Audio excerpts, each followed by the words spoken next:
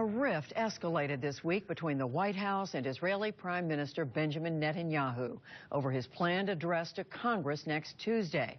Chief Foreign Affairs correspondent Margaret Warner reports. As he nears the March 17th finish line in his re-election campaign, Israeli Prime Minister Benjamin Netanyahu is taking an unusual 6,000-mile detour Sunday to lobby Congress against President Obama's drive toward a nuclear deal with Iran. The Prime Minister made his feelings about that clear on Wednesday. The world powers have undertaken to prevent Iran from a nuclear weapon. But from the agreement coming together, it appears they have given up on this commitment. Secretary of State Kerry responded, saying Netanyahu had also disparaged the late 2013 interim deal with Iran. He called it the deal of the century for Iran, even though it has clearly stopped Iran's program.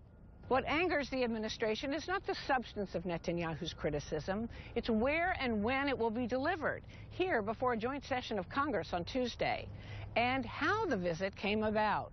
I did not consult with the White House. The Congress can make this decision on its own. In January, Republican House Speaker John Boehner announced he'd invited Netanyahu to speak without conferring with the White House or Democratic leaders. I don't believe I'm poking anyone in the eye. There is a serious threat that exists in the world. It later emerged that he'd orchestrated the visit with the Israeli ambassador, longtime Netanyahu political advisor Ron Dermer. The administration fired back, saying neither the president nor Vice President Biden would meet with Netanyahu so close to Israel's election.